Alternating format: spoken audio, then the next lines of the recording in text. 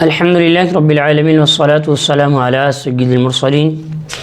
اما بعد فاعوذ باللہ من الشیطان الرجیم بسم اللہ الرحمن الرحیم۔ ناظرین و سامعین، آج انشاءاللہ عز و جل ہم سورہ بقرہ کی آیت نمبر 156 سے سننے کی سعادت حاصل کریں گے۔ نبی رحمت شفیع امت صلی اللہ علیہ وسلم کے فرمان کا خلاصہ ہے کہ جو کوئی جمعۃ المبارک کے دن مجھ پر 100 مرتبہ درود پاک پڑھے، اللہ تعالیٰ اس کی 100 حاجتیں پوری فرماتا ہے، 30 دنیا کی 70 آخرت کی۔ صلو علی الحبیب صلی اللہ علی محمد صلی اللہ علیہ وسلم۔ اللہ رب العالمین قرآن مجید فرقان حمید کے پارہ 2 سورہ بقرہ آیت نمبر 156 میں ارشاد فرماتا ہے، بسم اللہ الرحمن الرحیم۔ الذين إذا أصابتهم مصيبة قالوا إنا لله وإنا إليه راجعون۔ ترجمہ کنز الایمان۔ وہ لوگ کہ جب ان پر کوئی مصیبت آتی ہے تو کہتے ہیں کہ ہم اللہ ہی کے ہیں اور ہم اسی کی طرف لوٹنے والے ہیں۔ ناظرین و سامعین، فرمایا جا رہا کہ وہ لوگ کہ جب ان پر کوئی مصیبت آتی ہے، اس سے پہلی آیت میں مصیبتوں پر صبر کرنے والوں کو جنت کی بشارت دی گئی، اور اس آیت میں بتایا گیا کہ صبر والے وہ لوگ ہیں کہ جب ان پر مصیبت آتی ہے تو وہ کہتے ہیں کہ ہم اللہ تعالیٰ ہی کے مملوک اور اسی کے بندے ہیں، اور وہ ہمارے ساتھ جو چاہے کرے، اور آخرت میں ہمیں اسی کی طرف لوٹ کر جانا ہے۔ ناظرین و سامعین، احادیث طیبات میں مصیبت کے وقت انا للہ و انا الیہ راجعون پڑھنے کے بہت سے فضائل بیان کیے گئے ہیں۔ ان میں سے چند ایک فضائل ہم سننے کی سعادت حاصل کرتے ہیں۔ چنانچہ ام المؤمنین حضرت سیداتنا ام سلمہ رضی اللہ تعالی عنہ فرماتی ہیں، میں نے سید المرسلین خاتم النبیین صلی اللہ علیہ وسلم کو یہ فرماتے ہوئے سنا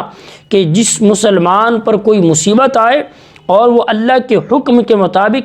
انا للہ و انا الیہ راجعون پڑھا کرے، اور یہ دعا پڑھے، اللہم اجرنی فی مصیبتی واخلف لی خیرا منہا، اے اللہ میری اس مصیبت پر مجھے اجر عطا فرما اور مجھے اس کا بہترین بدلہ عطا فرما، تو اللہ تعالیٰ اس کو اس سے بہترین بدلہ عطا فرمائے گا۔ حضرت ام سلمہ فرماتی ہیں کہ جب حضرت سیدنا ابو سلمہ رضی اللہ تعالیٰ عنہ انتقال کر گئے تو میں نے سوچا کہ مسلمانوں میں حضرت ابو سلمہ رضی اللہ تعالیٰ عنہ سے بہتر میرا شوہر کون ہوگا؟ تو وہ تو پہلے گھر والے ہیں، یعنی حضرت سیداتنا ام سلمہ رضی اللہ تعالیٰ عنہ کے پہلے شوہر تھے جنہوں نے حضور علیہ السلام کی طرف ہجرت کی۔ بہرحال میں نے یہ دعا کہہ لی، چنانچہ اللہ تعالیٰ نے ان کے بدلے مجھے رسول کریم صلی اللہ علیہ وسلم جیسے شوہر عطا فرمائے جو کہ حضرت ابو سلمہ رضی اللہ تعالیٰ عنہ سے بہترین تھے۔ حضرت امام حسن بن علی حسین بن علی رضی اللہ تعالیٰ عنہ روایت کرتے ہیں، حضور تاجدار کائنات صلی اللہ علیہ وسلم نے ارشاد فرمایا،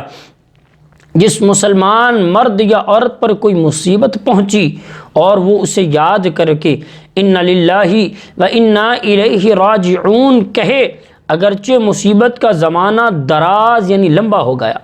تو اللہ تعالیٰ اس پر نیا ثواب عطا فرماتا ہے، اور ویسا ہی ثواب دیتا ہے جیسے اس دن تھا جس دن مصیبت اسے پہنچی تھی۔ ایک مرتبہ نبی پاک صلی اللہ تعالی علیہ وسلم کا چراغ بجھ گیا تو آقا علیہ السلام نے انا للہ و انا الیہ راجعون پڑھا۔ عرض کی گئی، یہ بھی مصیبت ہے؟ ارشاد فرمایا، جی ہاں، اور ہر وہ چیز جو مومن کو اذیت دے اس کے لیے مصیبت ہے، اور اس پر اسے اجر عطا کیا جاتا ہے۔ ایک اور حدیث پاک میں ہے، کنز الامال میں ہے کہ مصیبت کے وقت انا للہ و انا الیہ راجعون پڑھنا اللہ کی رحمت کا سبب ہے۔ حضرت عبداللہ بن عباس رضی اللہ تعالیٰ عنہ روایت کرتے ہیں، نبی پاک صلی اللہ علیہ وسلم نے فرمایا میری امت کو ایک چیز دے دی گئی جو پہلی امتوں میں سے کسی کو نہیں دی گئی، وہ چیز مصیبت کے وقت اِنَّ لِلَّهِ وَإِنَّا إِلَيْهِ راجعون پڑھنا ہے۔ آیت نمبر 157 میں اللہ رب العالمین ارشاد فرماتا ہے اولئک علیہم صلوات من ربہم ورحمہ واولئک هم المہتدون، یہ وہ لوگ ہیں جن پر ان کے رب کی طرف سے درود ہیں اور رحمت، اور یہی لوگ ہدایت یافتہ ہیں۔ ناظرین و سامعین، فرمایا جا رہا اولئک علیہم صلوات من ربہم ورحمہ، یعنی وہ لوگ جن پر ان کے رب کی طرف سے درود اور رحمتیں ہیں، صبر کرنے والے اللہ تعالیٰ کے محبوب ہوتے ہیں، ان کے لیے بخشش اور ہدایت اور رحمت ہے۔ ناظرین و سامعین، مصیبت پر صبر کرنے کے کئی آداب جو ہیں وہ ہیں، ان میں سے 4 ادب یہ ہیں جنہیں علامہ ابن قدامہ مقدسی رحمۃ اللہ تعالی علیہ نے اپنی کتاب مختصر منہاج القاصدین کے صفحہ نمبر 277 پر ذکر فرمایا ہے۔ فرماتے ہیں نمبر 1، جب مصیبت پہنچے تو اس وقت صبر و استقلال سے کام لیا جائے، جیسا کہ حضرت سیدنا انس بن مالک رضی اللہ تعالیٰ عنہ سے روایت ہے، حضور علیہ السلام نے ارشاد فرمایا صبر صدمے کے شروع میں ہوتا ہے۔ نمبر 2، مصیبت کے وقت انا للہ و انا الیہ راجعون پڑھا جائے، جیسا کہ حضرت سیداتنا ام سلمہ رضی اللہ تعالیٰ عنہ کا عمل جو ہم نے سماعت کیا کہ انہوں نے اپنے شوہر کے انتقال پر انا للہ و انا الیہ راجعون پڑھا۔ نمبر 3،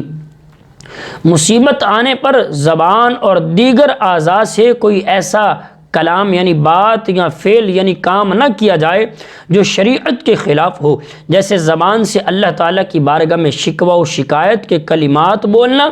سینہ پیٹنا اور گریبان چاک کر لینا وغیرہ۔ یعنی مصیبت کے وقت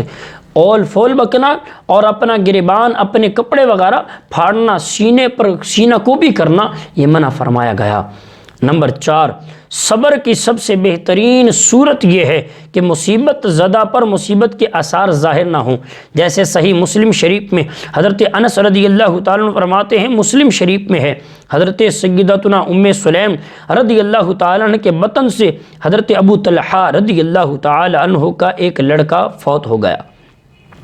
حضرت ام سلیم نے اپنے گھر والوں سے کہا حضرت ابو طلحہ رضی اللہ تعالیٰ عنہ کو ان کے بیٹے کے انتقال کی خبر اس وقت تک نہ دی جائے جب تک میں خود انہیں نہ بتاؤں۔ چنانچہ حضرت ابو طلحہ رضی اللہ تعالیٰ عنہ آئے، حضرت ام سلیم نے انہیں شام کا کھانا دیا، انہوں نے کھا لیا، پانی پیا، پھر حضرت ام سلیم نے بہت پہلے کی بنسبت زیادہ اچھا بناؤ سنگار کیا۔ حضرت ابو طلحہ رضی اللہ تعالیٰ انہوں نے ان سے ازدواجی عمل کیا، یعنی صحبت کی۔ جب حضرت ام سلیم نے دیکھا کہ وہ سیر ہو گئے اور اپنی فطری خواہش بھی پوری کر لی ہے تو پھر انہوں نے کہا اے ابو طلحہ رضی اللہ تعالیٰ عنہ، یہ بتائیں کہ اگر کچھ لوگ کسی کو عاریت کے طور پر کوئی چیز دیں پھر وہ چیز اپنی واپس لے لیں تو کیا وہ ان کو منع کر سکتے ہیں؟ حضرت ابو طلحہ رضی اللہ تعالیٰ نے فرمایا نہیں۔ حضرت ام سلیم رضی اللہ تعالیٰ عنہ نے کہا پھر آپ اپنے بیٹے کے متعلق یہی گمان کر لیں کہ وہ ہمارے پاس اللہ تعالیٰ کی طرف سے امانت تھا، عاریت تھا، جو اللہ تعالیٰ نے واپس لے لیا، یعنی آپ کے بیٹے کا انتقال ہو چکا ہے۔ حضرت سیدنا مطرف رحمۃ اللہ تعالی علیہ کا بیٹا فوت ہو گیا، لوگوں نے انہیں بڑا خوش و خرم دیکھا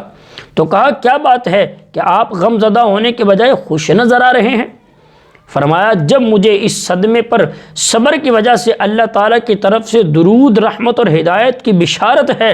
تو میں خوش ہوں گا یا غمگین ہوں گا، یعنی مجھے اللہ کی رحمتیں مل رہی ہیں تو مجھے خوش ہونا چاہیے۔ امام غزالی احیاء العلوم میں فرماتے ہیں حضرت فتح موصلی رحمۃ اللہ تعالی علیہ کی زوجہ پھسل گئیں، ان کا ناخن ٹوٹ گیا، اس پر وہ مسکرا پڑی، ان سے پوچھا گیا کیا آپ کو تکلیف درد نہیں ہو رہا؟ انہوں نے فرمایا اس کے ثواب کی لذت نے مجھے میرے دل سے درد کی تلخی کو دور کر دیا ہے۔ ناظرین و سامعین، پتہ چلا کہ مصیبت آئے تو گلے شکوے کرنے کے بجائے اس پر صبر کیا جائے، کیونکہ اس صبر پر اجر ہے۔ اور ہمارے بزرگان دین پر جب مصیبت آتی تو وہ اس پر صبر کرتے اور مسکرا دیا کرتے، خوش ہوا کرتے، اس وجہ سے کہ اس پر جو اللہ تعالیٰ نے انہیں اجر عطا فرمانا ہے۔ اللہ تبارک و تعالی ہمیں بھی مصائب و آلام پر صبر کرنے اور اس پر اجر کمانے کی توفیق عطا فرمائے۔ اللہ تعالی ہمیں عمل کرنے کی توفیق عطا فرمائے۔ آمین بجاہ نبی الامین صلی اللہ علیہ وسلم۔